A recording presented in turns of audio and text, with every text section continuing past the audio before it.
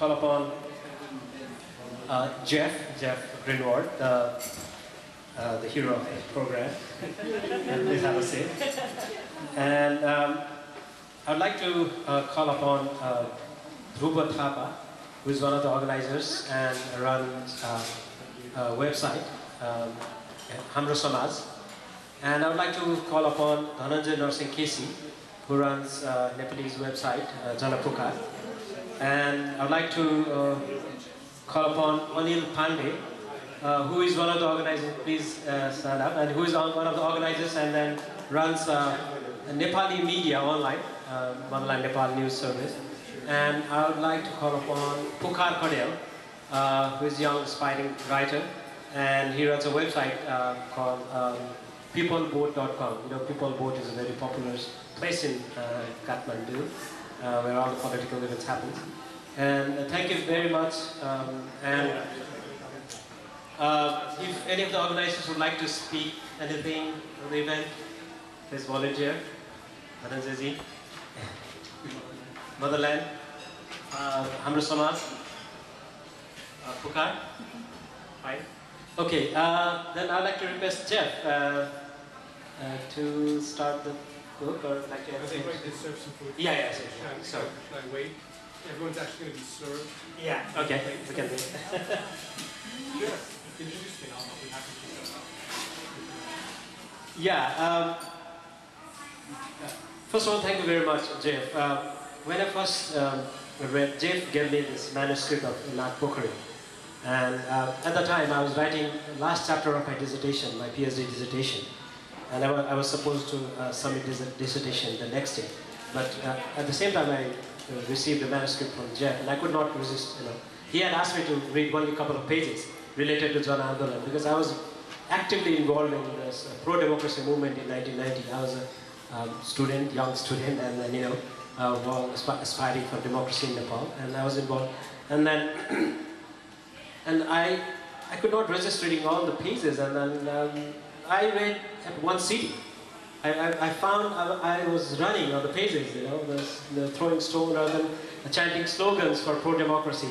And I was so overwhelmed, I was so excited to go through the pages. And thank you very much, Jeff, for bringing the stories of 1990, where we were so absorbed, and then we got democracy back. And you know what happened after 1996, Nepal went through, again, the troubled years. And now we have democracy again, and then so this story reminds us why democracy is important in Nepal and why it is important for rural communities. And so with this, I'd like to hand over mic to Jeff. Thanks. Is this okay? Can you hear me with the mic down here? Do I need the mic at all, really? No. I don't? Okay, I'm going to turn this off then, if I can figure out how. Amon, do you know how to turn off the amplifier? Apparently my mouth is big enough without it. I want to thank the restaurant, of course. I've never been in here, and I think I'm going to be a regular. It's a wonderful place. I'm really grateful. And I want to especially thank Amod. I mean, it's so scary when you finish writing a book, and you have no idea if it's any good or not. That's scary enough when the book's about your own country. But you write a book that's set in a place like Nepal. You know, as a foreigner, you don't know what to think. Have I represented the country well? Have I represented the political struggle accurately? Are my recountings of the myths and legends of Nepal completely crazy? Or is this what Nepalis learned themselves? I had no idea how people would react. Amod had a wonderful, wonderful aspect in that not only did he speak fluent Nepali, of course, but he had actually been part of the Jana Andolan. He had been a leader of the student protests in 1990. And he was able to read the book and not only correct all my clumsy Nepali, which he did in many, many cases, but he was able to give me some corrections and ideas about whether or not the writing I'd done about the revolution itself was accurate. And it's wonderful to know that now there's been books written about the Jana Andolan by Nepalis. This is the first one ever written by a foreigner. And I think that it's pretty accurate in terms of the events leading up to that very courageous revolution in 1990, which really just set the stage for the current Republic of Nepal. I'm going to read several parts from my book once everybody has their wonderful snacks. Thank you so much for making this possible. This is just really great that there's food in Chia. It's like a dream come true. I'll read a few parts from the book that are about Nepal and about the revolution. I might have to use the mic because I'm realizing that I'm competing with a lot of noise in there, which will mean figuring out how to turn it on again. All right, we'll get to that in a minute. But I want to say a few things about the book that you may or may not know. The book is not just about the revolution in Nepal. Hi, is there a place for you? Snake Lake is not just about the Jana Andolan. That was, of course, the main event going on in Kathmandu when I was there as a reporter in 1990. I was living and working in Kathmandu near Nagpokri, Snake Lake, for the San Francisco Examiner, a newspaper that doesn't really exist in the form it used to. 20 years ago, the San Francisco Examiner was a very credible newspaper with a wide circulation. It's since gone under. But at that time, they had me reporting on the revolution from Nepal. And many of the stories I wrote, while some of you I learned were actually in prison during that time, many of my stories were published here in the San Francisco Bay Area during that time, keeping the people here, the Nepal community and the expatriate community, informed of the events going on there. So while I was there, two other things were happening that were really significant in my life. The first is that I was introduced also to Buddhism at the Bodhanath temple complex by a Buddhist teacher named Chokyi Nyima Rinpoche. I don't know if any of you are familiar with Bodha or with the teachers there, but Chokyi Nyima Rinpoche is a very accessible Tibetan Lama who teaches basic Buddhism in a way that even a Westerner like myself can understand it. So it was really seductive to me to have a teacher like this for the first time. The other thing that was going on in my life during this period of the spring of 1990 had to do with my own family. My younger brother Jordan, who very close to me, 3 years younger, we grew up together, we had many of the same interests. He was a brilliant scholar, studied languages. He began to spiral into a really bad depression. And while I was living and working in Nepal, really focused on my life there, I was getting these letters from my brother telling me that things in his life were just getting worse and worse and worse. And so I was caught in a real dilemma, whether or not to stay in Nepal and wait for the revolution. How many of you were in Nepal in 1990, during the time of Jana Andolan? How many of you really thought, and be honest, in February, in March, how many of you really thought the revolution would actually happen? It really didn't, there was no guarantee that it would. It really was not clear it would happen. So I didn't know how long I would be waiting for this revolution to take place. Meanwhile, my brother's situation was getting worse and worse.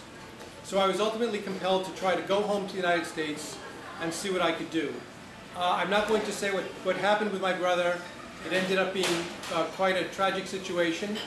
But I ended up afterwards coming back to Nepal after the revolution and talking to a lot of leaders about what had happened. The revolution itself is seen in the book through the eyes of a woman who was my lover in Nepal at the time, who was a female journalist covering the revolution for an American newspaper. So I'd like to just read you, has everyone got their snacks? Not yet?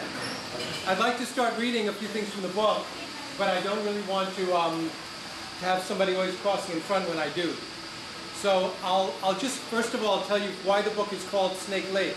I guess all of you from Nepal understand that the book is called Snake Lake because Snake Lake is Nagpokri, the district in Nepal between Naxal and Narayan Hidi Palace.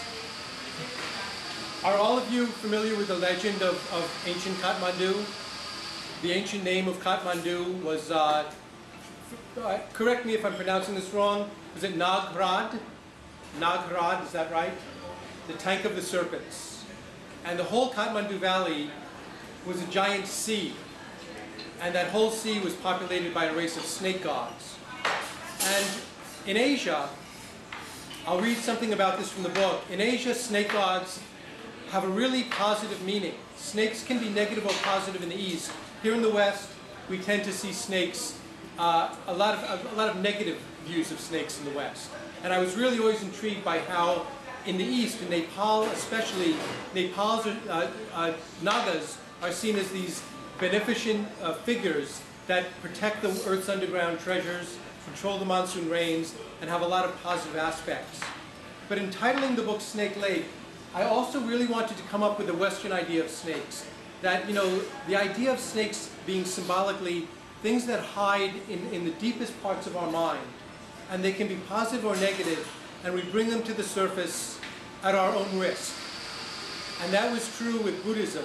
You know, Buddhism takes the deepest impulse of the human mind to flower to the surface. They don't use a snake, they use a lotus as the analogy. The deepest thoughts of the human mind brought to the surface in the most positive, flowering way. Revolution also. You take these deep impulses that people have for freedom and self-determination, and you bring them to the surface. And you can have a really great situation, a really good revolution, or you can have a really difficult one, like the one that Nepal had, which I think is still in the process, 20 years later, of working itself out. And finally, with my brother, the inner demons that live in all of us that come out as depression, and if we don't know how to handle them, those kinds of snakes can turn into something really negative that can end up being lethal and kill us. To Nepal in February, which is the same time as a lot of the festivals in Snake Lake take place. I know that none of you are going to pay $2,500 to go back to Nepal to get a tour from me. But maybe you have some Western friends who've always wanted to visit Nepal, and they're looking for the perfect tour guide, and you can't go because you have school or work. They can go with me. So I'm going to have those invitations here, and you can look at them whenever, you know, take one if you like. And also, if you want to purchase a copy of Snake Lake, I have a few hardcovers and a few soft covers. The soft covers I'm selling are for $15, which is a little cheaper than the bookstore, and the hardcover is $25, also about $5 cheaper than the bookstore. If you don't feel like getting one now, you can always get one on Amazon or something later. But I hope you'll pick one up now, and I can sign it for you. I'll also give you a free toy snake. So if I sit down, can people actually see me still? So I'm going to begin by reading a part from the very first chapter of the book. And some of you may find the scene familiar. I'll stand. I have a lot of noise to compete with here, unfortunately. You can all hear despite all the noise from the kitchen?